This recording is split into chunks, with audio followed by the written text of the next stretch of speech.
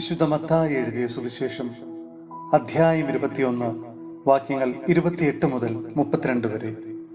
രണ്ട് പുത്രന്മാരുടെ ഉപമ. നിങ്ങൾക്ക് എന്തു തോന്നുന്നു? ഒരു മനുഷ്യന് 2 പുത്രന്മാരുണ്ടായിരുന്നു. അവൻ ഒന്നാമന്റെ അടുത്ത് ചെന്ന് പറഞ്ഞു, മകനെ, പോയി ഇന്ന് മുന്തിരിത്തോട്ടത്തിൽ ജോലി ചെയ്യുക. ഞാൻ പോകാമെന്ന് അവൻ പറഞ്ഞു. എങ്കിലും പോയില്ല. അവൻ രണ്ടാമന്റെ അടുത്ത് ചെന്ന് ഇത് തന്നെ പറഞ്ഞു. അവനാകട്ടെ, എനിക്ക് മനസ്സില്ല എന്ന് പറഞ്ഞു. എങ്കിലും പിന്നീട് പശ്ചാത്തപിച്ച് അവൻ പോയി.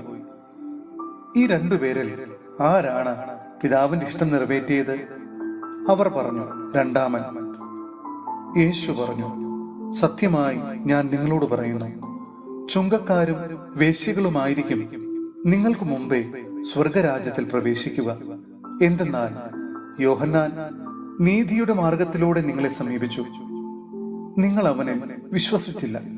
എന്നാൽ ചുങ്കക്കാരും വേശ്യകളും അവനിൽ വിശ്വസിച്ചു.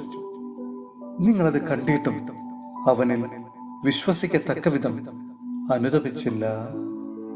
സഹോദരരെ, വിശുദ്ധ പൗലോസ്ലീഹ കൊരിന്ത്യോസിലെ സഭയ്ക്ക് എഴുതിയ 1-ാം ലേഖനം അധ്യായം 11 വാക്യങ്ങൾ 17 മുതൽ 22 വരെ.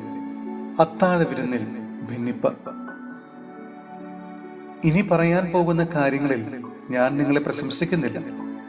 എന്തെന്നാൽ നിങ്ങളുടെ സമ്മേളനങ്ങൾ ഗുണത്തിനു പകരം ദോഷമാണ് ചെയ്യുന്നത്. ഒന്നാമത്, നിങ്ങൾ സഭയായി സമ്മേളിക്കുമ്പോൾ നിങ്ങളുടെ ഇടയിൽ ഭിന്നിപ്പുകൾ ഉണ്ടെന്ന് ഞാൻ കേൾക്കുന്നു. അത് ഭാഗികമായി ഞാൻ വിശ്വസിക്കുകയും ചെയ്യുന്നു. നിങ്ങളിൽ യോഗ്യരെ തിരിച്ചറിയാൻ ഭിന്നിപ്പുകൾ ഉണ്ടാകുക എന്നതും ആവശ്യമാണ്. നിങ്ങൾ ഒന്നിച്ചു കൂടുമ്പോൾ കർത്താവിന്റെ അത്താഴമല്ല നിങ്ങൾ ഭക്ഷിക്കുന്നത്. കാരണം ഓരോരുത്തരും നേരത്തെ തന്നെ സ്വന്തം ഭക്ഷണം കഴിക്കുന്നു. തത്ഫലമായി ഒരുവൻ വിശന്നും അപരൻ കുടിച്ചുന്മത്തനായും ഇരിക്കുന്നു. എന്ത്, തിന്നാനും കുടിക്കാനും നിങ്ങൾക്ക് വീടുകളില്ലേ? അതോ നിങ്ങൾ ദൈവത്തിന്റെ സഭയെ അവഗണിക്കുകയും ഒന്നുമില്ലാത്തവരെ അവഹേളിക്കുകയും ചെയ്യുന്നുവോ? നിങ്ങളോട് ഞാൻ എന്താണ് പറയേണ്ടത്? ഇക്കാര്യത്തിൽ നിങ്ങളെ പ്രശംസിക്കണമോ? ഇല്ല, ഞാൻ പ്രശംസിക്കുകയില്ല.